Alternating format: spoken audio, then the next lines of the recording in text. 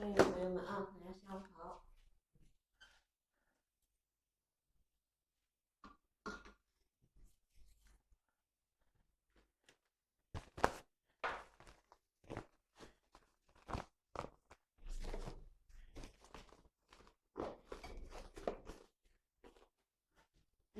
朋友们可以先把我的小赞来点一点啊，我们马上开始下午的直播了。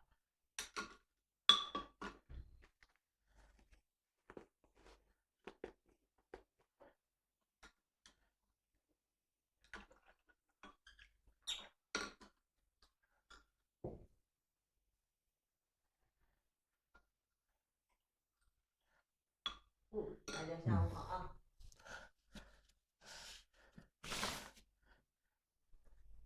这个今天我们画一个以黄山烟云为主的一个水墨的一个题材。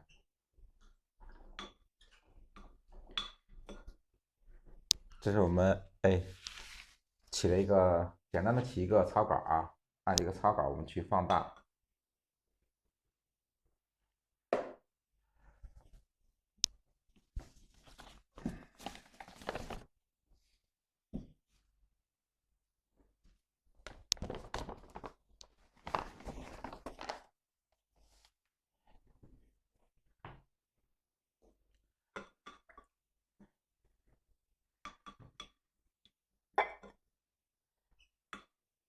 画之前，我们先把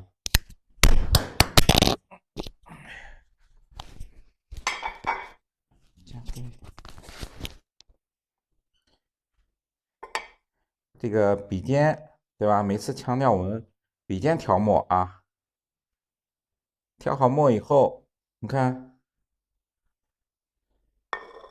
哎，笔尖调好墨，我们在湿壁纸上多余的水分，对吧？稍吸一下稍吸一下。这个我们画现在的山石，你看现在的山石和我们前两天画那种偏传统的山石稍微一点不同。看用笔的时候，对吧？你看山石结构，你看中锋、侧锋同时运用对吧？你看我们画山峰的时候，你看，哎，中锋、侧锋，哎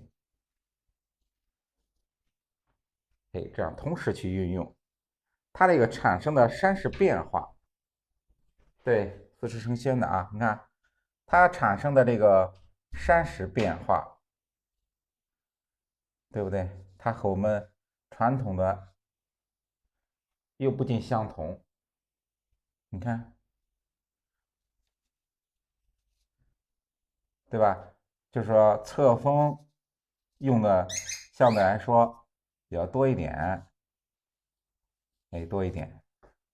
我们画这个黄山的这种山石，对吧？画上的山石时，它这个形状，对吧？山石的形状，偏向于那种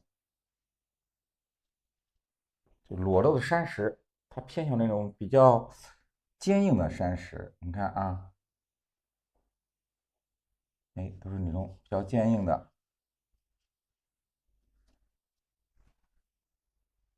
这种山石。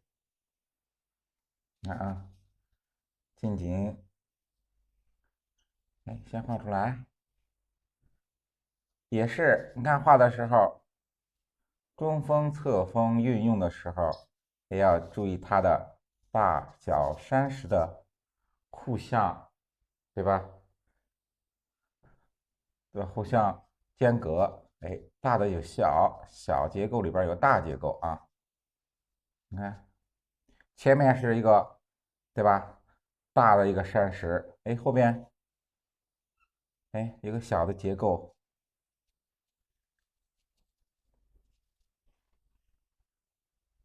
这样去大见小，小见大，这样个变化。这种皴法，你看这种皴法就是我们常说的斧劈带折带啊，你看它的用笔的方法，你看我们这个用笔的时候，它中锋，你看啊，中侧锋画出山石的结构，对吧？也是画出山石结构。画完结构以后啊，我们用这个把笔锋侧过来，对不对？你看啊，这样侧过来，哎，这样去画。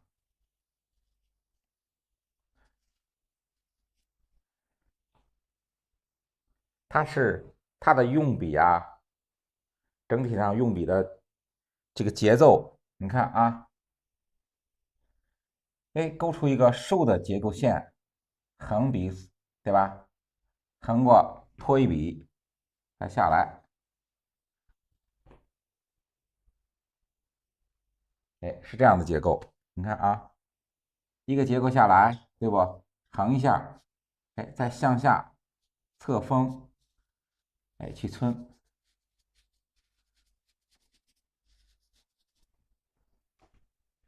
哎，是这样一个结构啊，是这样一个结构。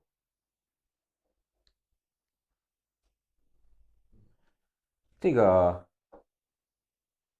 我们三尺的啊，三尺的它的是，你要三尺的它是50，宽度是50，长度是1米，这是3尺整张。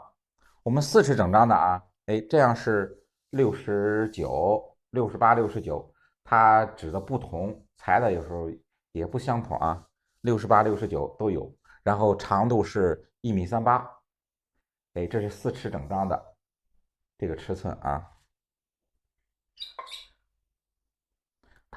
我们一说3尺、4尺，它就是4尺整张，都是它这个尺寸啊。3尺的就是1米，1米高，50宽。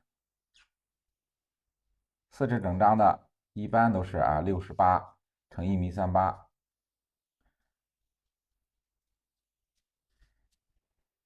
你看啊，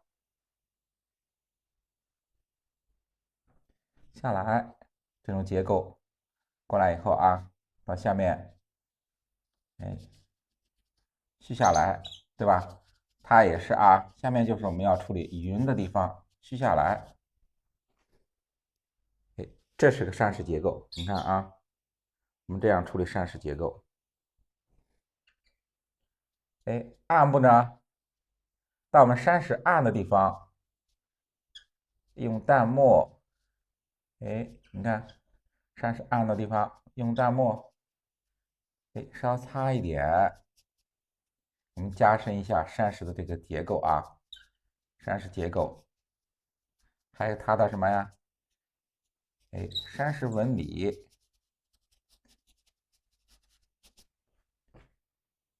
哎，这样去加。然后我们画这个山石的时候，你看啊，我们要竖皴，你看啊，我们现在这个皴法啊，都是哎这种向下的，对吧？用笔都是向下去皴，向下去皴。擦的时候，你看啊，擦的时候，我们沿着皴的地方横笔去擦，你看，哎，横笔去擦，哎，到下面虚下的地方，在笔中的淡墨，哎，虚下来，哎，这样虚下来。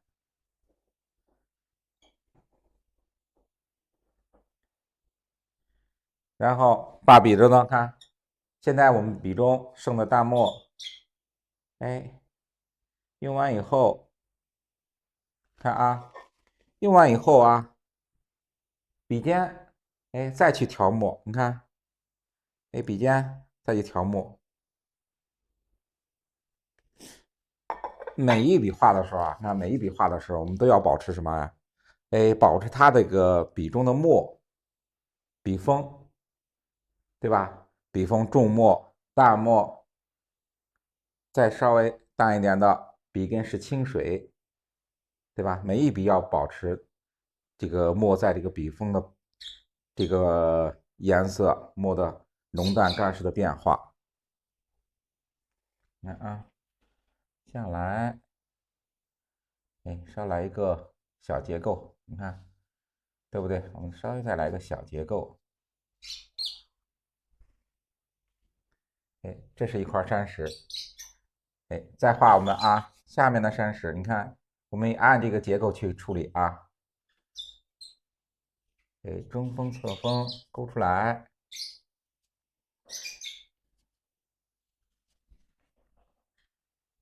对吧？勾出这个山石的轮廓。哎，把山石轮廓勾出来。哎，再处理这边小结构。哎，小结构。你看，寸的时候，对吧？哎，把笔侧过来，你看，哎，把笔侧过来，用笔锋、笔肚这一部分，你看，让它这个笔呢和我们纸形成一个，对吧？一个低于90度的，对吧？低于90度的一个斜面，你看，这样去接触，这样去画啊。哎，下来，哎，勾出一个近景的山石，我们勾的时候，你看，可以结构处理的，你看比较怎么复杂一点，哎，交代的稍微清晰一点，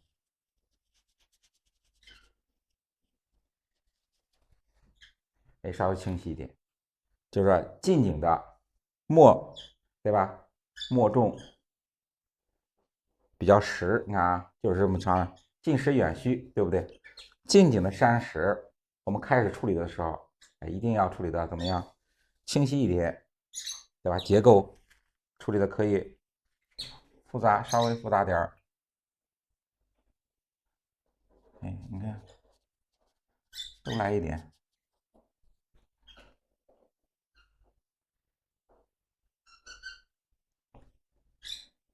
哎，你看我们山石的这种外形来说，哎，都是那种比较挺拔一点。哎，这种山形，这我们勾的时候我们勾这种山石的时候，哎，就要边勾边皴，对吧？对吧？一边勾，哎，一边勾山石的这个外轮廓结构，哎，勾完以后，你看，对吧？边勾，哎，边皴，边勾边皴，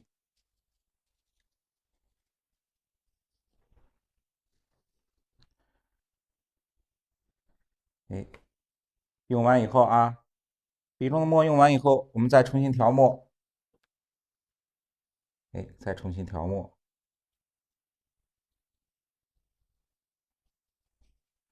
哎，淡墨呢就画我们看，哎，处理我们暗部的结构，哎，暗部的结构，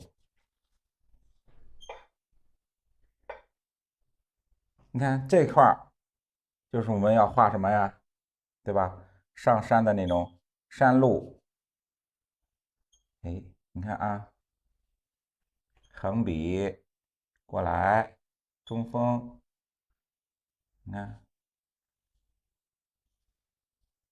哎，勾一些小的山路蜿蜒，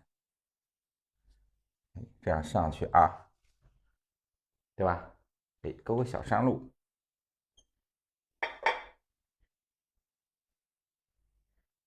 哎，勾完以后你看，你这是前面两块山石，对吧？你到这个山路的地方，它就是下边哎，下边就是我们的山谷，对吧？你要用这种平台的那种方法，对吧？处理平台的方法，我们处理小路这个啊，你看，哎，处理平台那种方法，我们画这个小路的，就是下边这个结构啊，你看，对不对？你看，处理我们小路，你下边得有结构，对不对？这不是全悬空的，你要有结构。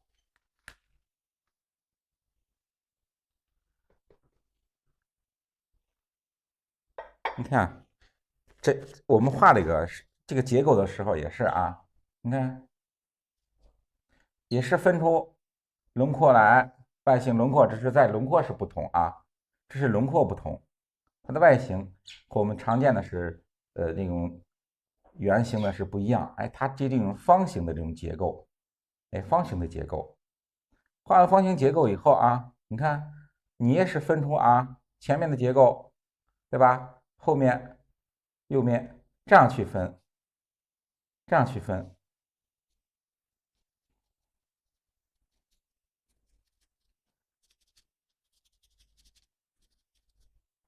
你看，你就是分的结构，它这个它不是说整块的山石。你看这个，我们看这边啊，它这个结构稍微多一点，我们看不清。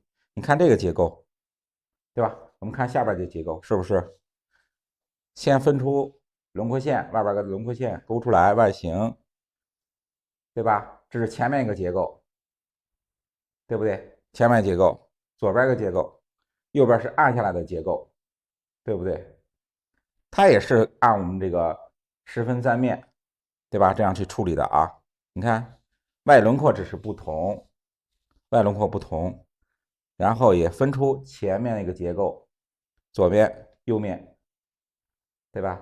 它也是这样去分的啊，它也是这个分型的，只是我们外形上变化一点。我们原来的外形是，哎，那种接近传统的，哎，圆形的，对吧？我们现代化的就是说，哎，方形的、三角形的，对吧？只是形状不同，它结构的处理方法也是一样的啊，也是一样的。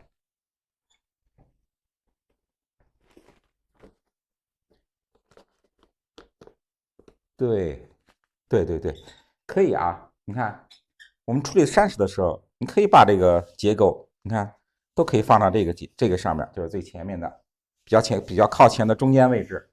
哎，比较靠前的中间位置，你就把它放成最亮的地方，比较亮的地方啊，比较亮的地方，你看，对吧？前面这一块，对吧？相对来说，这是石头的中心，在中心位置，让它鼓出来就可以啊。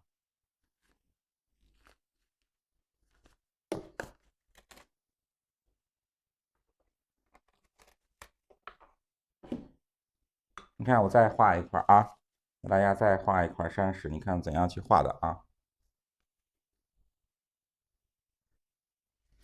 远山，那先勾出，对吧？哎，先勾出它的这个外轮廓，对不对？你看，先勾它的外轮廓，哎，轮廓勾完以后，你看，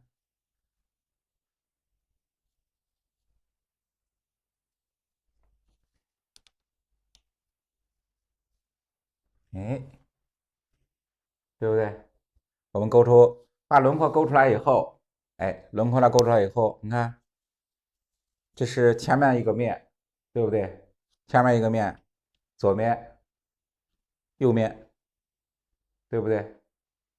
这分出三个块面结构啊，哎，分出三个块面结构，哎，分出来以后，先把这个块面结构我们分好以后，你看扦插的时候，只是扦插的方法不同，它的结构是一样的啊。你看也是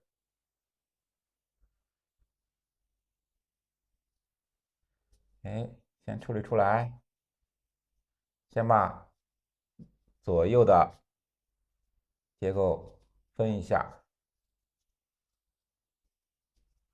哎，这结构分一下，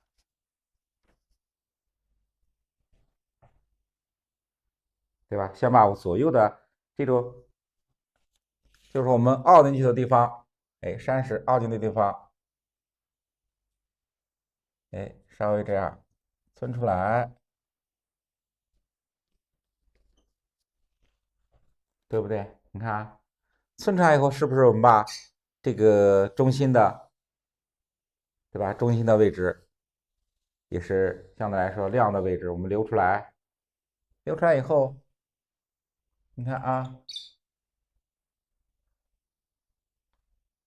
哎，用我们的侧锋，你看啊，把笔侧过来，给把笔侧过来，这样横着点一下，哎，点一下，哎，横着这样点一下，对不对？点一下就是把我们前面那个这个面儿，我们处理一点小结构，对吧？它不是平的，哎，有点小的结构就可以。你看是不是？哎，你就用这个画笔这样横过来，哎，向下，你看这样去横着去点，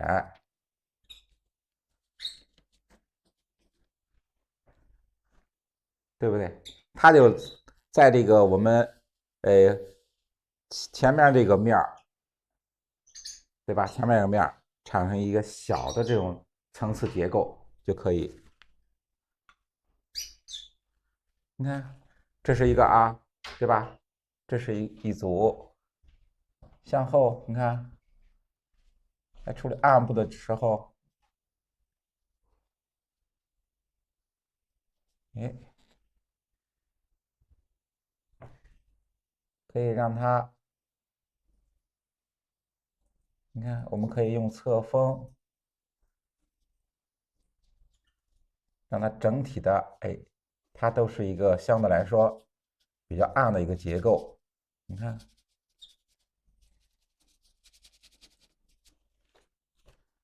哎，这样去处理啊，你看，就是我们用到这个，哎，所谓讲的啊那种破墨方法，也可以处理山石暗的地方，哎，你看这样去处理啊。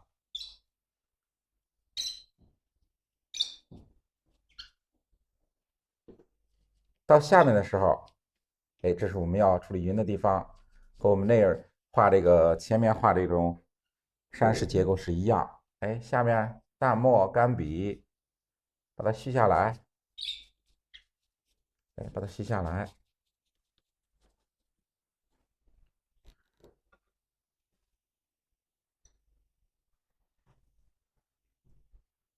哎，前面的结构，那整体的完成一个山石的框面结构以后，也可以加一些小的，对吧？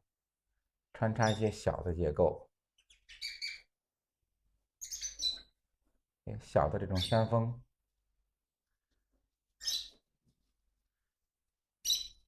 哎，你看，哎，一定要体现这种墨的这种变化啊，哎，浓淡墨的这种变化，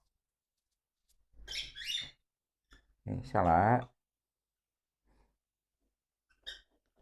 哎，这是一个啊，这是前面的一个山石结构啊。我们向后面画的时候，你看啊，我们再画后面结构，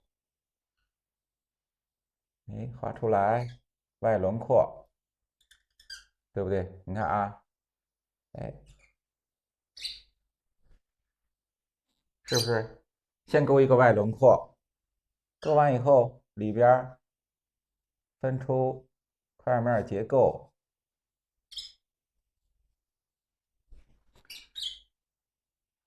是不是也分出？看啊，1、2、3，对不对？也有一个结构，对不对？比较明显的，1、2、3，前，对吧？前、左、右，哎，你看分出来以后啊，我们不是用那种竖线，对吧？那种我们讲的短匹马，哎，我们用这个侧锋，你看啊，画那种小的虎皮村下来，你看，哎，这样去处理它这个山的这种结构，哎，勾出来以后，是不是我们前面相对来说，哎，比较这个空白的地方，哎，向上来结构的话，我加一点小结构，你看就是把笔侧过来，你看啊，把笔我们控制的水分稍微干一点，你看啊，哎，把笔干一点，侧过来，哎，在我们中心这个前面这个结构里边，你看点2笔就可以。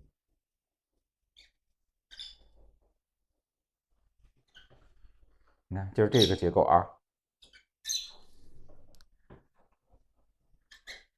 哎，到顶部，你看就是用这种泼墨的方法去画山顶的那种植被啊，哎，这种植被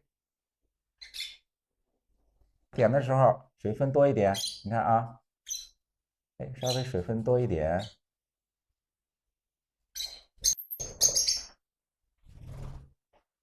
哎哎，水分多一点，我们去用淡墨去晕染，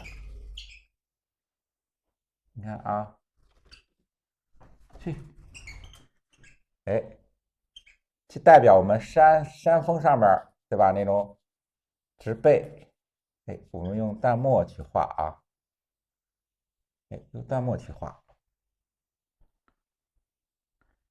你看画完淡墨以后啊，画完淡墨以后，我们可以用什么？用清水，或者是稍微淡一点的墨，哎，去破一下啊，去破一下。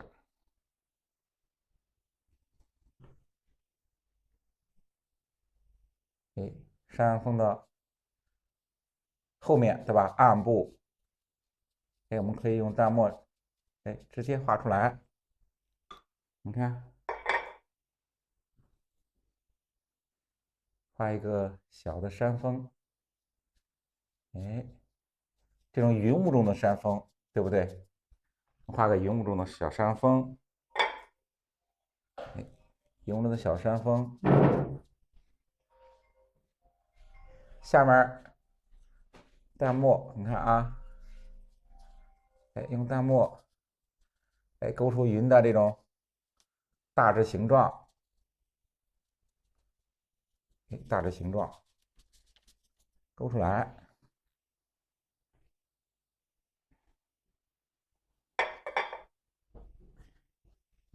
哎，云雾中的，你看啊，你看下边云雾中的这个远山怎么处理啊？我们要这个把上面的山峰，对吧？接下来怎么去向下去接？你看啊，淡墨，哎，淡墨，沿着我们这个山势，你看啊，上面这个结构中间被云去遮挡，对不对？但是山的它这个走势，哎，你们要表现出来，向下的这种哎走势要表现出来，哎，我们常讲，对吧？笔断意连，哎，这就是比较体现这个笔断意连啊。你看，我们山峰的这个结构到这以后，被云遮挡以后，对吧？你下边你这个云，我们是留白体现，但你山峰呢向下延伸，你还要有山的那种走势，哎，所以说一定要下面结构和上面的结构一定要形成一个统一啊，形成个统一。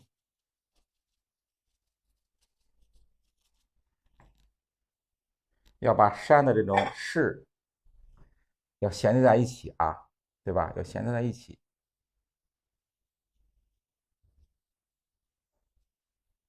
哎，衔接在一起。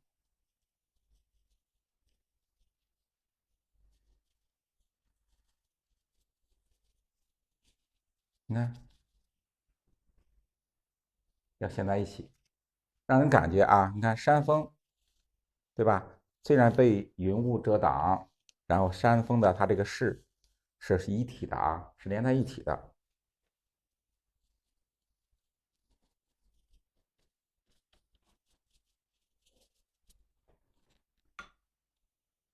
对吧？这个墨色，对不对？和上面这个墨色一定要接近，一定要接近上面的墨色，不要说差的太多。你比如下边是大墨，你下边用特别重的墨，对吧？它融不到一起。所以说画这个水墨的时候，一定要注意它的什么墨的这种浓淡干湿变化，一定要体现出它这个浓淡干湿的变化啊。后边这个山峰，对吧？近景的山石，它向后延伸，对吧？也有云雾中的这种小山峰，你看小山峰，哎，也是先把外轮廓我勾出来，勾出来以后，对吧？你看，勾出来以后，先把里边的结构，我们简单的分一下，看啊，1、2、3，对吧？也先分出来，分出来以后，左右，你看，简单的皴一下，中间的地方，干笔，皴擦，下面的呢，虚下来，让它虚下来。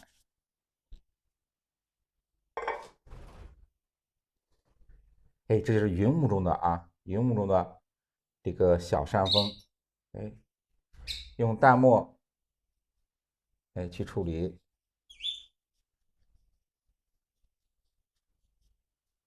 下来，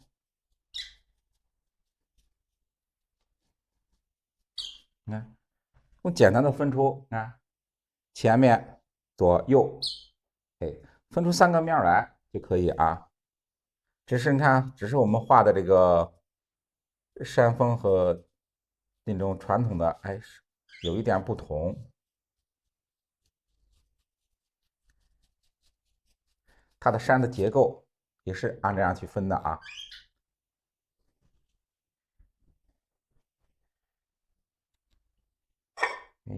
来一点，你看啊，暗部、淡墨，少来一点，加深一下它的山石结构啊。加深山石结构。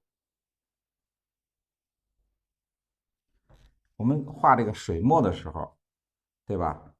我们画这个水墨和我们着色的这个设色的这个山石画不同的地方，就是你在处理墨的时候，一定要充分的把墨的这个浓淡干湿，墨的这种层次变化，对吧？一定要体现出来。我们不是靠颜色去表现山的这个四季变化，是靠这个墨的这个层次变化。你看，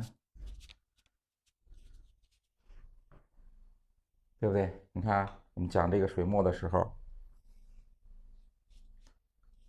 它不同于我们常见的小青绿啊、浅绛啊，对不对？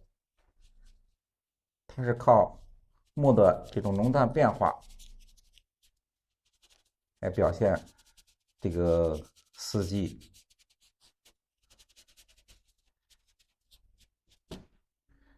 哎，下来，你看啊，我们再画上面的远山。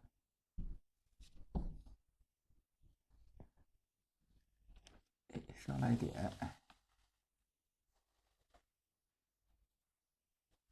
哎，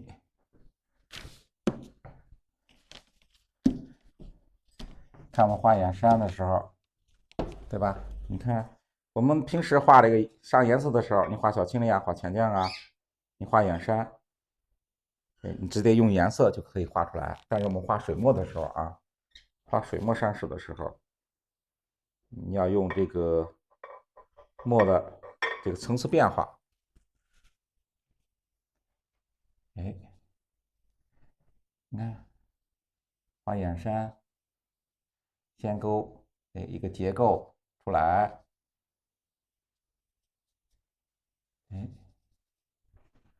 先勾个大致轮廓啊，勾完以后，简单的分出，分出前后左、前后、右啊，前右、前面、左边、右面啊，分出3个宽面，把左右这个结构让它按下来，把它左右结构，把它按下来，把中间，对吧？留出中间那个突出的地方，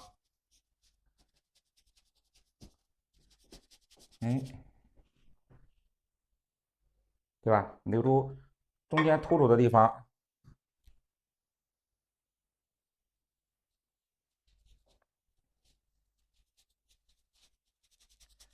下面看啊，到下面云雾的地方，淡墨、干笔擦一下啊，擦一下。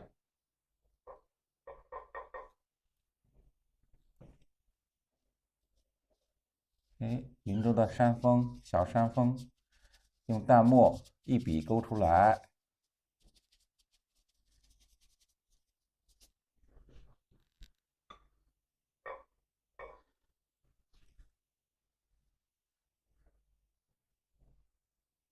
过来，你看啊，我用淡墨啊，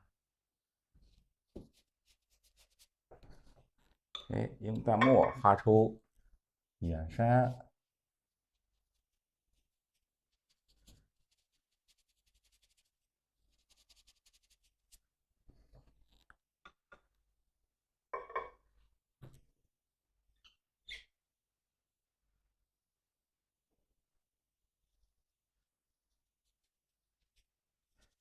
你看画这个远山的时候，一定要有它这个墨的水韵变化啊。你看每一笔啊，它呈现的那种，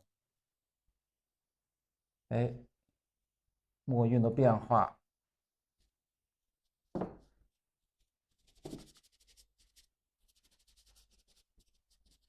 下面看把云的这个大致的外形，我们抻出来。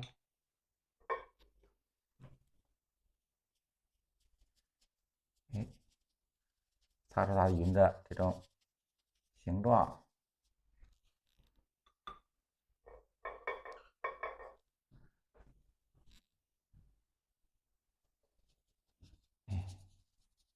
远山。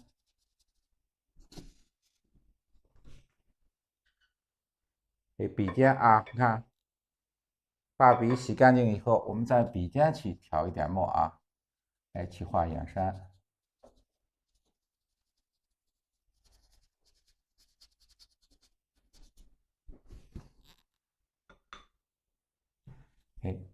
远山下面都是云啊，都是云海。你看我们留白的地方，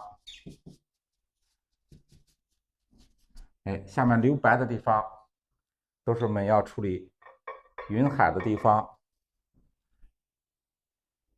我们的远山也可以结构简单一点啊，结构简单就用淡墨画出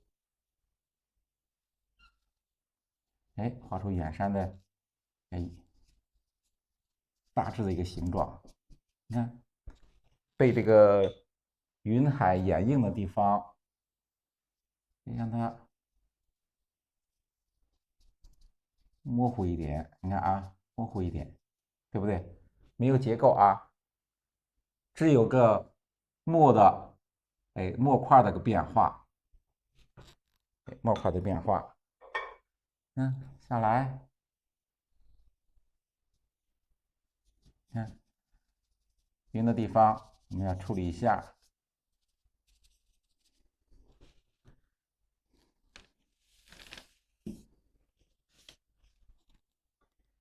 到山的地方啊，到中间山的地方，暗部稍来一点淡墨，稍来一点淡墨。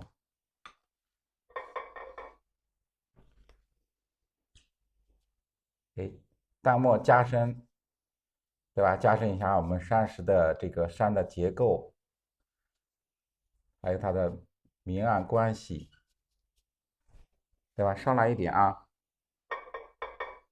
你看，加深了我们皴擦的地方，来一点淡墨，把我们这个山的明暗关系，加深一下。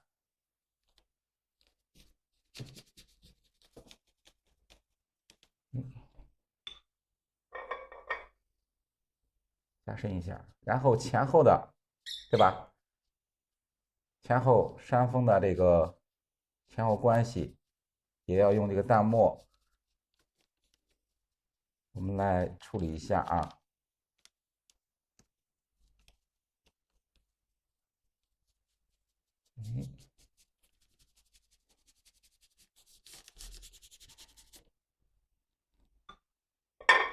你看，对不对？它前后的关系，这就是我们山峰，就是说山谷的地方、凹进去的地方，淡墨来一点，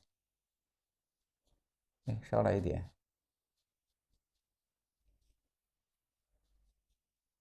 你看，加了淡墨以后，对不对？它这个就是说，感觉它这个山峰，这是凹进去的地方，对不对？它就是凹进去的地方，来一点，让它凹进去，这是云海的地方，来一点。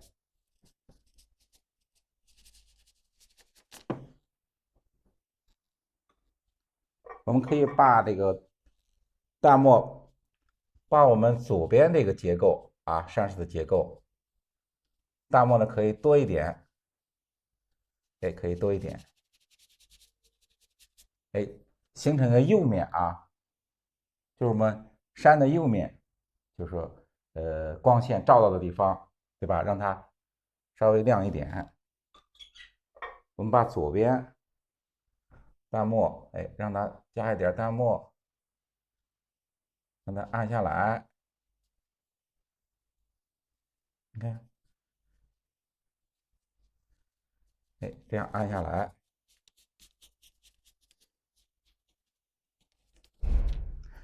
形成一个啊，左边暗，右边亮啊，这种关系，就是让人感觉就是我们光线从右边透过来，透过来以后啊，这是光线照到地方，对吧？我们就是稍微白一点，留的白色，暗的地方淡墨渲染，让它暗下来，形成一个这个右亮左暗的这个关系啊，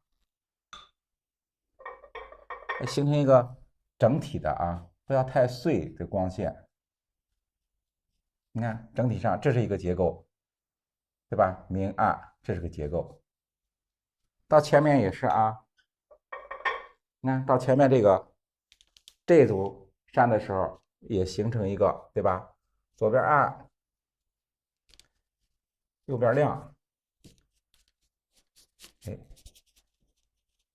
相对来说啊，比较简单的这种明暗对比，形成这种简单的明暗对比。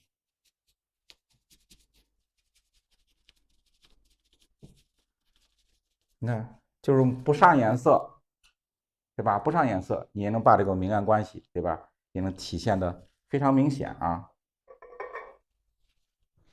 远山，哎，远山我也是啊，把左面淡墨多一点，哎，左边淡墨多一点，右边少一点，你看，形成非常明显的啊，哎，形成非常明显的明暗对比，就是说虽然不上颜色，我们也能感觉到光线是从右边照过来，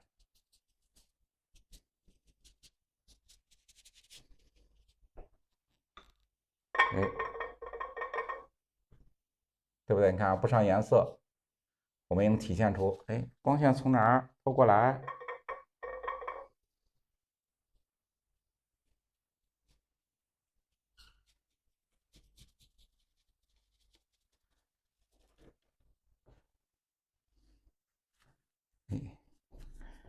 看我们简单的啊，简单的山石结构处理一下啊，然后我们再去画这个上面的点景的松树啊。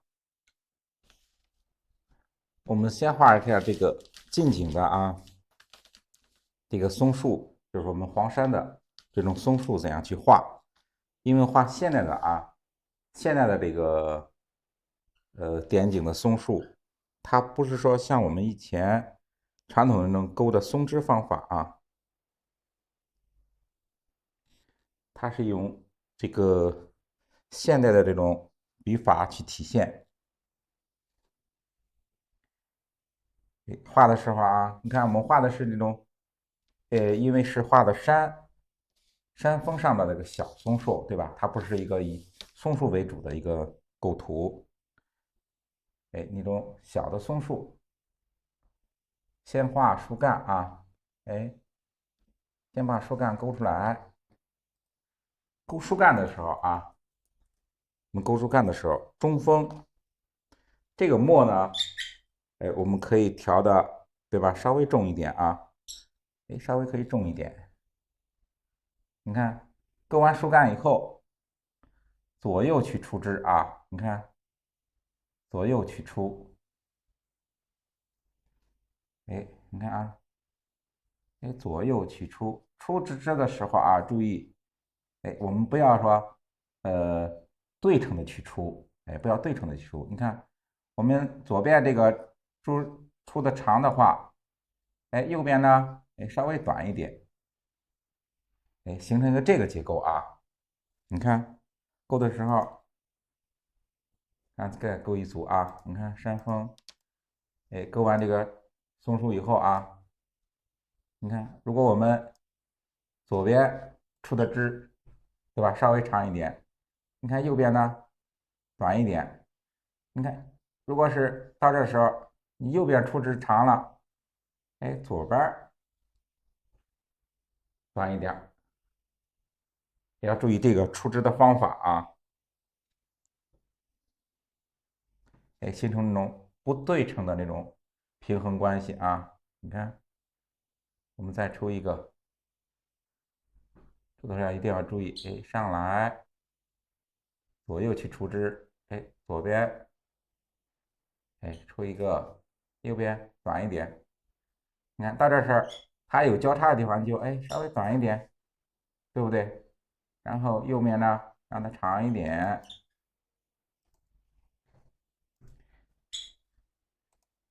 哎，可以有个稍微矮一点的，它也是有，对吧？松树也是有高有矮，哎，有高有矮，有胖有瘦，哎，来一点，你看，先把这个树干勾出来，你看啊，再过来，哎，这一点，你看，哎，先把这个，我们把树干勾出来，对吧？你看靠近，你像这个山谷里边探出的枝比较长的话，对不对？你像山体的地方，相对来说肯定要短一点。哎，来一点。哎，先把这个树干勾出来，看勾完以后啊，我们这样去画这个松针、松树叶啊，调重墨，笔尖还是在笔尖调重墨，调完以后，在这个墨盘中把笔压扁啊，你看，把笔锋，对吧？我们压扁，压扁以后，用这个散锋去画啊，哎，压扁以后啊，用散锋去画这个松树叶啊，你看，哎，这样去画，你看，哎，这样去画这个，用这个散锋去画这个松树叶啊。画的时候，你看我们这次画的这个粗枝的上面，小枝的上面，哎，这样去画，哎，画的时候树头的地方，哎，松树树头的地方小一点，不要画的太大。哎，你看，就这样去点散锋，把这个笔调好墨以后，你在调墨盘上把笔压扁，对吧？压扁以后，哎，你再去点，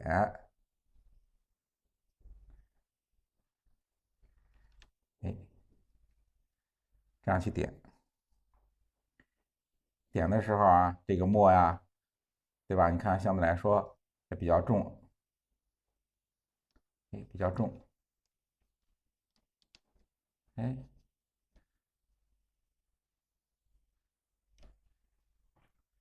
这样去画，这样画这个松树啊，哎，来一点，你看这就是我们现代的用现代的这种笔法，哎，去画这个松树，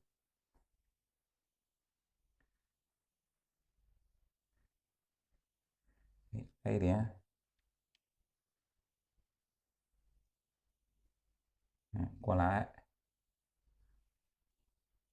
点这个松树叶的时候，你看这个笔呀，一定要怎么要散开，哎，摁扁以后，哎，用的这个笔锋，对吧？就笔尖这一地方，我去点这个松树叶，哎，这样呢点出来以后啊，你看它上面啊，对吧？有那种松松的那种笔锋，你看对不对？然后在下边呢，它是比较聚在一起的这种。哎，你看显出它这个松树叶呢又厚，哎，这个表现的也比较形象，哎，表现的比较形象。你看啊，这是我们黄山上的这个松树，哎，形状不同，你看画的时候也要注意它，哎，稍微它有点变化啊，哎，各种姿态的都有，哎，过来，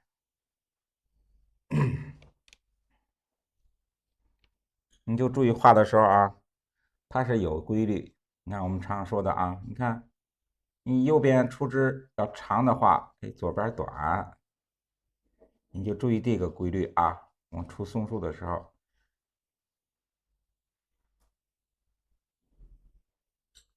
过来，你看左边长的，右边短，左边短，右边长。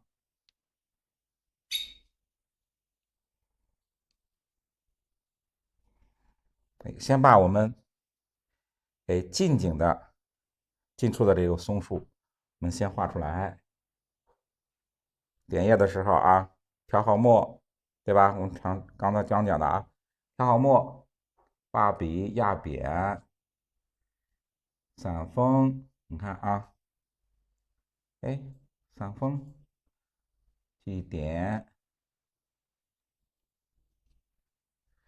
哎，去点这个松树叶儿，哎，我们先把这个种墨的这个松树画出来，哎，先把种墨的松树画出来。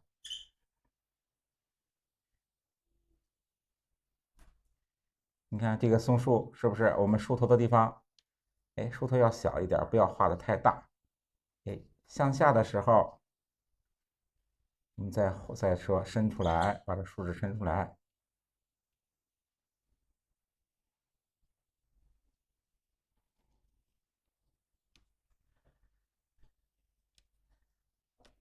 哎，近景的画出来以后啊，我们画后面的。你看画后面的时候，你就调一点淡墨啊，调点淡墨。哎，也是这样去勾这个树干，哎，也是这样去勾啊，就是用淡墨去勾，调一点淡墨，哎，调一点淡墨，哎，左边短，右边长，右边长，左边短，对不对？你看啊，就记住，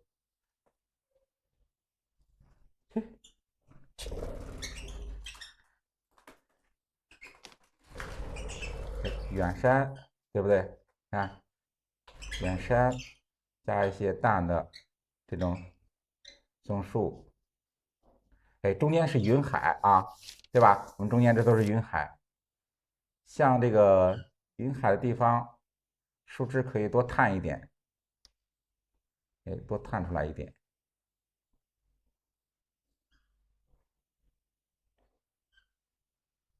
哎，你看到远山的地方，我们树形要小啊，对吧？要变小。哎，山谷的地方来一点，可以种一棵。你看，都是在山谷的地方凹进去这地方，它有一些松树。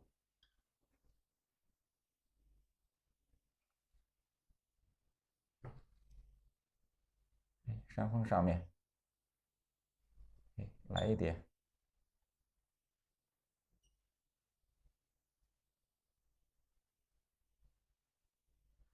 哎，你看，用淡墨画完以后，哎，我们用淡墨画完以后啊，也是啊，把笔锋压扁以后，对吧？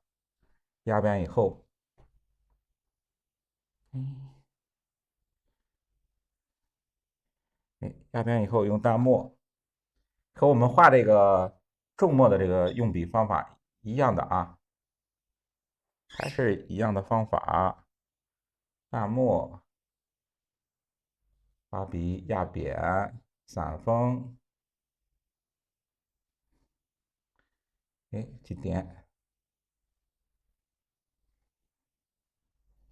哎，这就是我们哎远处的啊，近实远虚，对吧？我们常讲啊，近实远虚。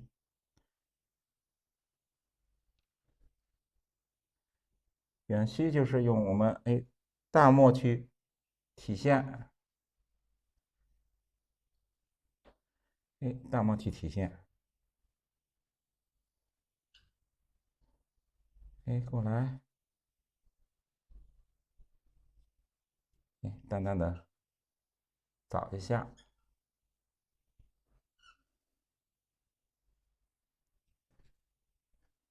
靠近云的地方，对吧？你看啊，你看注意我们山里边也是，你靠近山谷的地方，它的这个树枝还比较多，都是这样。你看啊也是，哎这边是山谷的地方，云的地方，哎你可以这边出的树枝多一点，稍微多一点。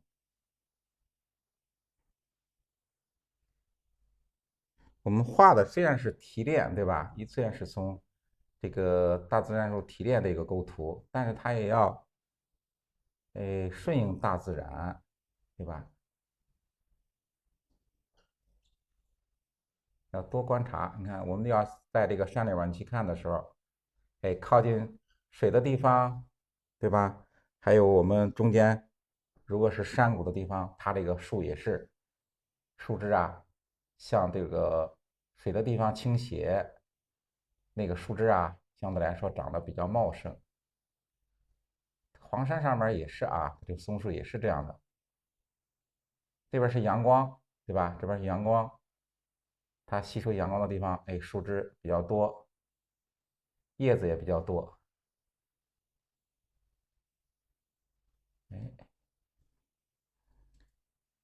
到下面云雾的地方，可以点一点，看这样，横着点一下就行。远处的这个树啊，看的不是太清晰，我们就画的模糊一点。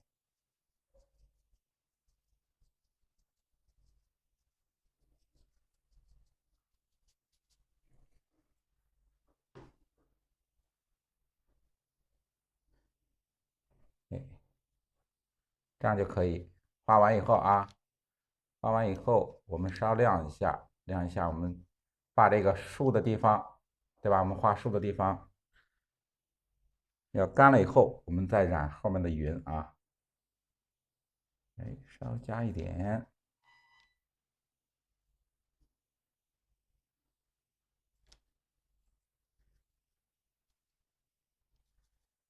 少来一点。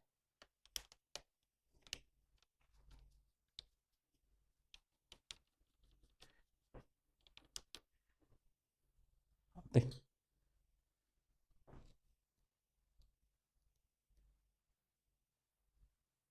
画一个小的这种啊，越向后的时候，我们画的松树啊，越小，然后呢，让它远处一看，就是雾蒙蒙的一个形状就可以，形状就可以。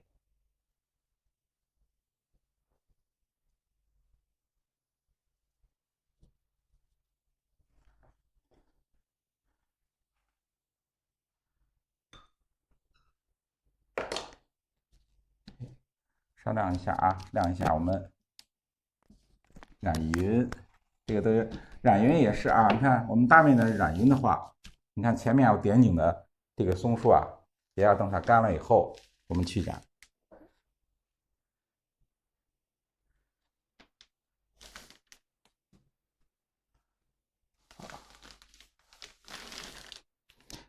我们那个基本上干了啊。我们要染云的地方啊，比如说你看我们这个云海要处理云海的地方，用清水啊，我们用清水把它打湿啊，稍打湿一下。我们处理云海的方法，对吧？一个是干染、勾云，还有湿染法。我们要是说处理这个云海的话啊，常用的就是这种湿染云法。你看需要染云的地方，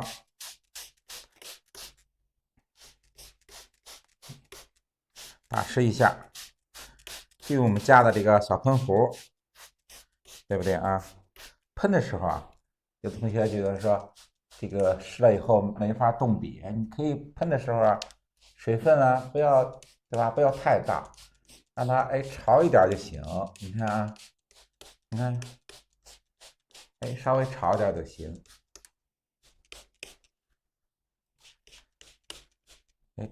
喷完以后，对不对？你看喷完以后，有的地方水分比较多，对不对？我们就用这个哎，就用这个废纸，不用的这种宣纸，对不对？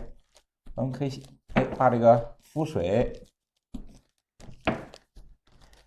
哎吸一下，对不对？你看吸一下，吸一下它是不是就不是哎就不是那么太湿？你看，哎，把这个多余的水分，哎，我们稍吸一点，看，哎，稍吸一下。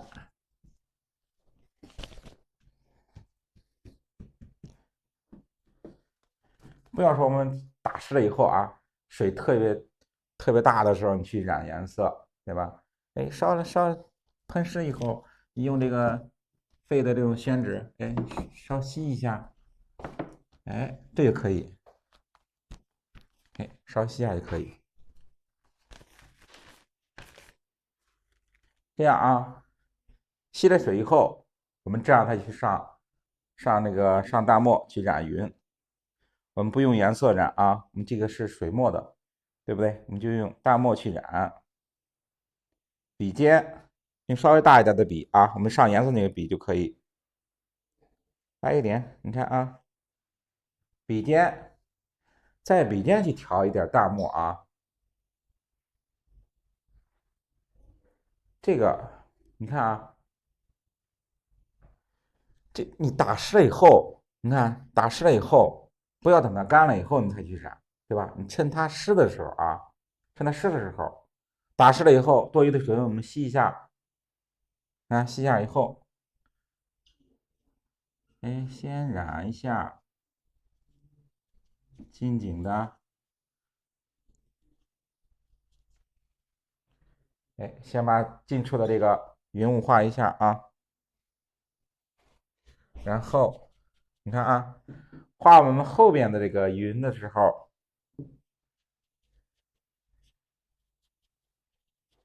侧锋啊，你看啊，我染云的时候，笔尖蘸一点墨，蘸好墨以后，你看啊，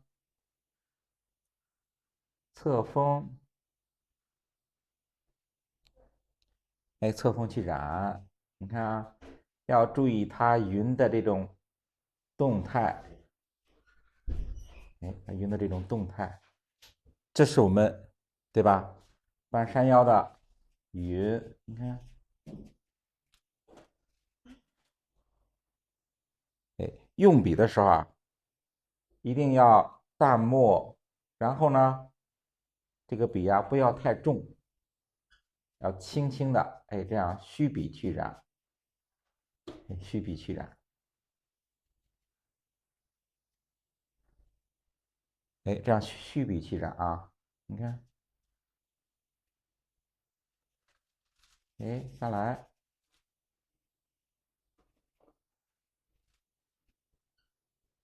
哎，先上大墨啊，哎，先用大墨去染，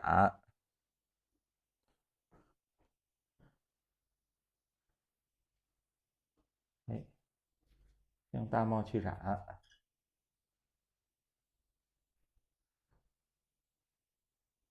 哎，看啊，来一点。对吧？一定要让它云呢，云层它有个厚薄的一个体现，有厚的地方，有薄的地方，怎么去体现啊？你看我们靠近山的地方，对吧？靠近山的地方，它云层来说相对来说，哎，比较厚，所以说我们这个颜色呢，这淡墨，你到靠近山的地方，颜色要重一点，哎，稍微重一点。到我们看云的这种中间的位置，对吧？大墨墨要淡一点，不要太重。你看过来，到这个地方的时候，你看用淡墨虚笔，嗯，开始的时候，你看开始染云的时候，哎，都是那种比较淡的墨，我们要一点一点的去加，一点一点的加。先把近景的这个云雾画出来，看，这样虚下来。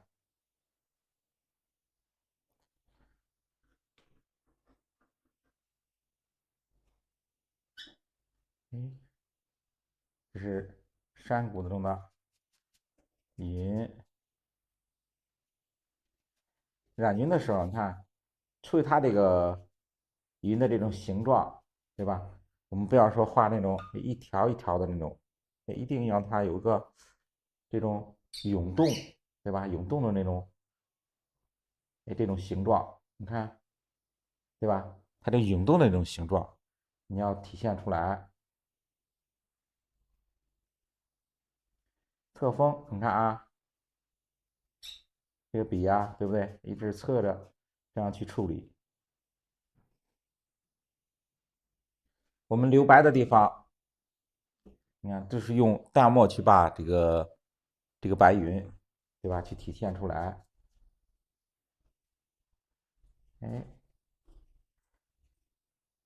你看云的这种变化。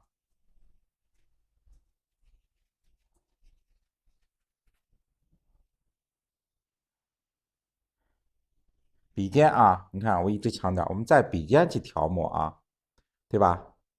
在笔尖去调墨。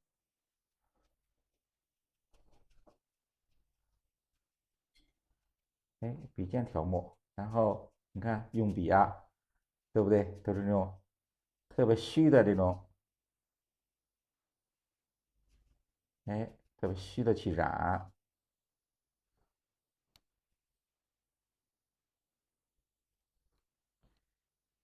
你看可以，对吧？染完以后不够的地方，我们再去加，也不要一下上特别重啊。淡淡的先染，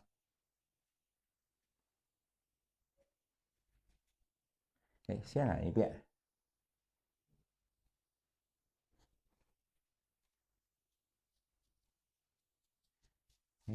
淡墨加一点。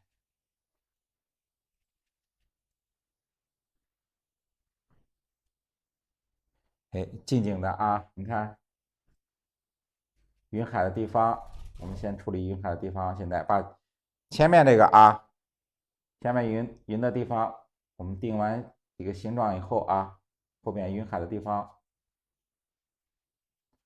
淡墨，你看啊，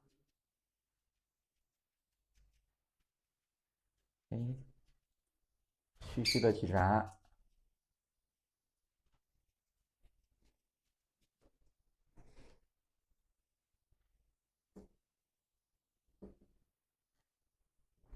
因为这个我们这个把纸打湿了以后啊，对吧？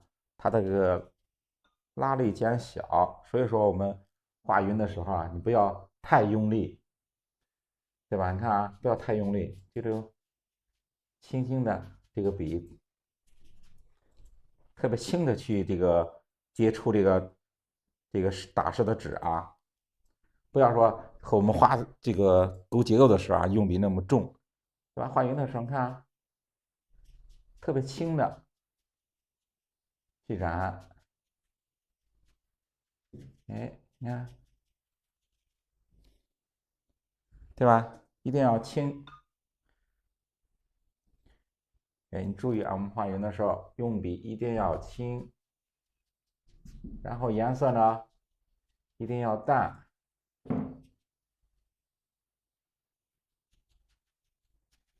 看，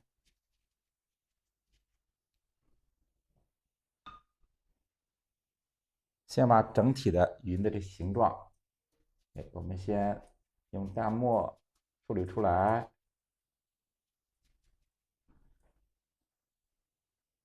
看啊，是不是？你看啊，先用淡墨，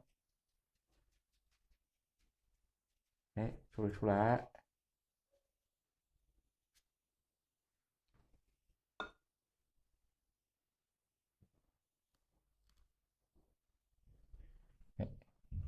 远处的远山下面的云，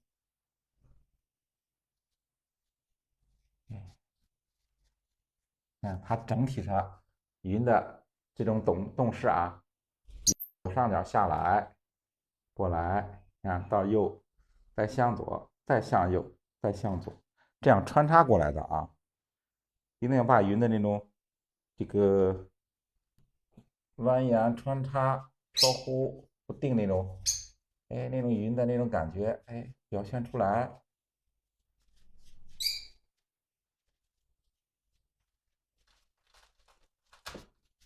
你看，对吧？你看，我们注意我们画云的时候，对吧？它的形状，它的形状都是这样啊，有上有下，对吧？这样一个变化。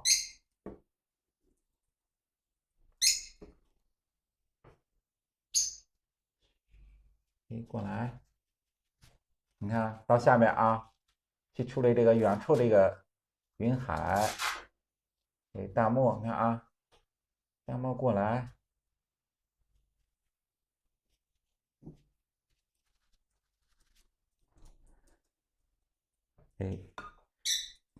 这个用这个墨呀，对不对？你看染云的时候，不要一下就上太重的墨，对吧？要一点一点的去加。你看，加的时候有山脚的地方，你看有山的地方，靠近山的地方，这个地方开始加颜色，加淡墨啊。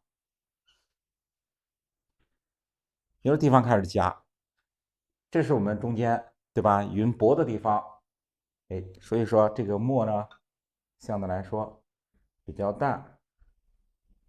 我们加这个淡墨的时候，有山脚的地方开始加，逐渐向云中间去过渡。你看，向这去过渡啊，过渡过来。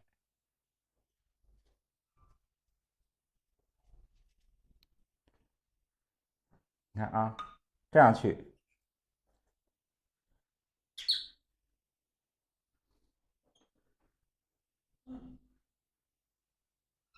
这是啊，看这是大片的云海，然后有山的地方，你看靠近山的这个云层开始先上淡墨，你看啊，先上淡墨，过来越来越淡，你看，越来越淡。看染完淡墨以后，把笔用清水稍洗一下，把这个淡墨晕染开。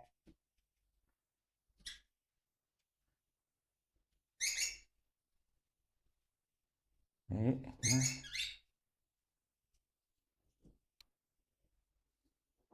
看，看啊，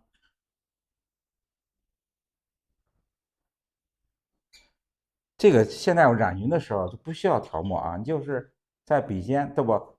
你盘中的这个淡墨，你看啊，就盘中的淡墨，你把笔洗干净以后，不需要调，你就在笔尖沾一点淡墨就行啊，不要说在这边调墨，你就在笔尖，稍沾一点淡墨就可以。然后啊，这个笔中，对吧？在笔尖只有一点淡墨，其余的部分都是清水啊。你看，你去染一下山脚的地方，靠近山的地方啊，让它云层稍微厚一点，稍微厚一点，过来，看，你把这个笔中的淡墨染完以后，在笔尖再调墨啊，再蘸一点墨，染一下，我加深一下这个云的地方，少来一点，少来一点。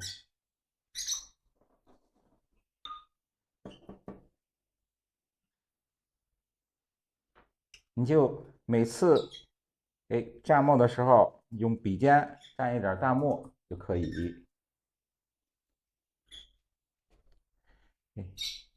在这个看松树的后面来一点云，少来一点。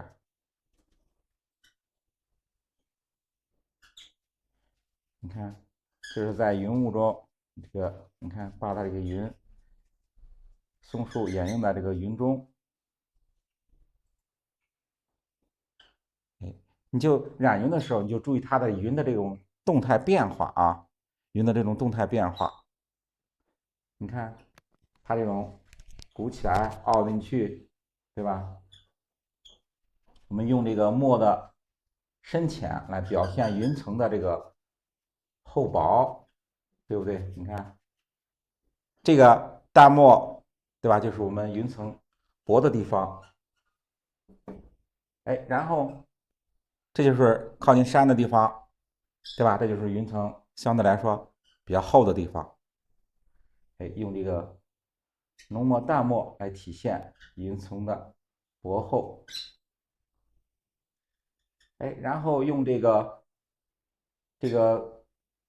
淡墨形成的这个外形来体现云的这种动态。来体现云的这种动态。山谷的地方，你看山谷的地方，对吧？让它暗下来，你可以多上一点淡墨，对吧？你可以说多上一点淡墨。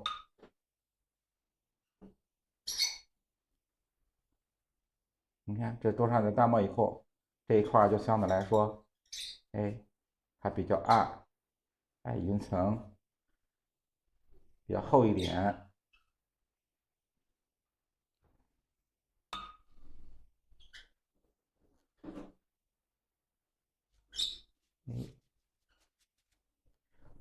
对吧？我们不上颜色的话啊，你看我们山不上颜色的话，你可以上一点淡墨，也可以让淡墨稍染一点，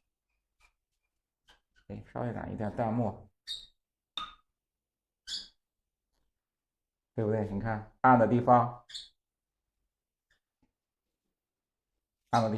你用淡墨，对不对？你看就和我们上颜色一样啊，用淡墨少来一点，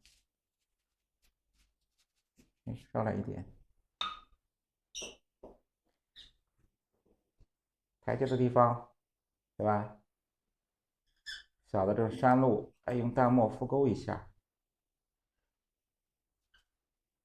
稍浮勾一下。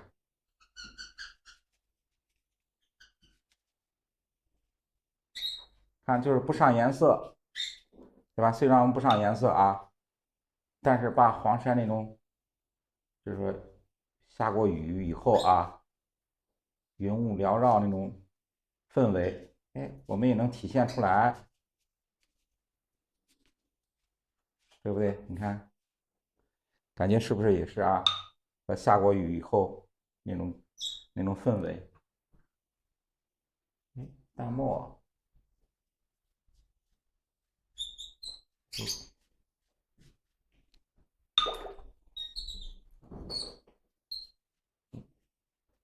染一下，暗部，对吧？这个山的暗部。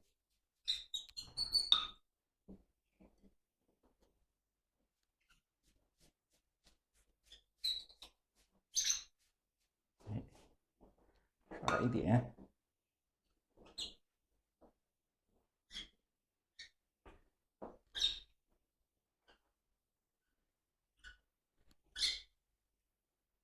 你看，我们画水墨画，对不对？你看水墨画，就是用这个墨去体现，呈现这个山的这种氛围。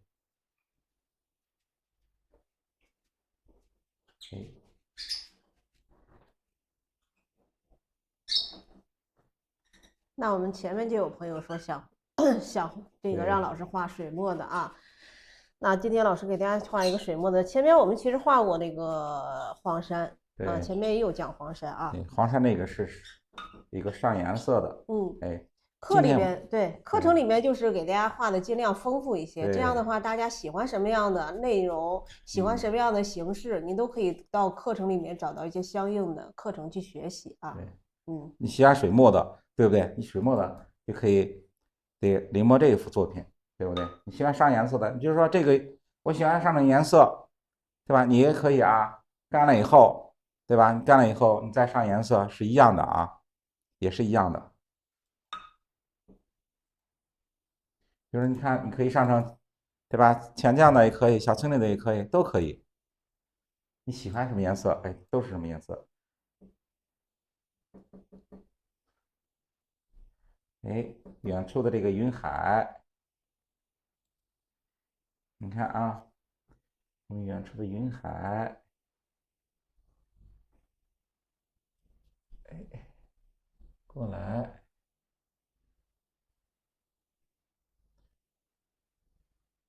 加深一下，不是很明显，你看，哎，上来一点。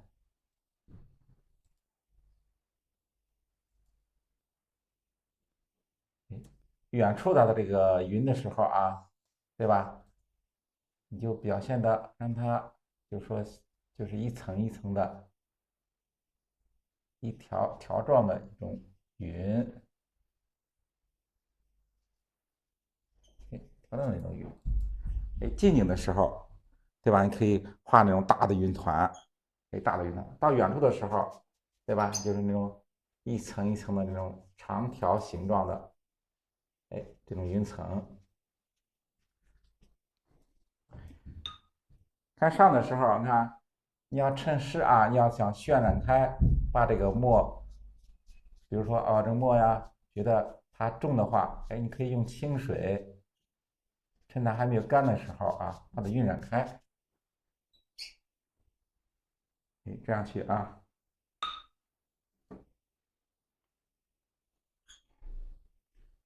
暗部稍加一点啊，哎，稍加一点。你看，如果这个小结构，你看啊，里边云的小结构怎样去加？哎，加的时候啊，用淡墨，你看加这个小结构，趁它半干不干的时候啊，我们加这个小结构，用淡墨，你看稍这样染一点，对吧？它就多一个小结构。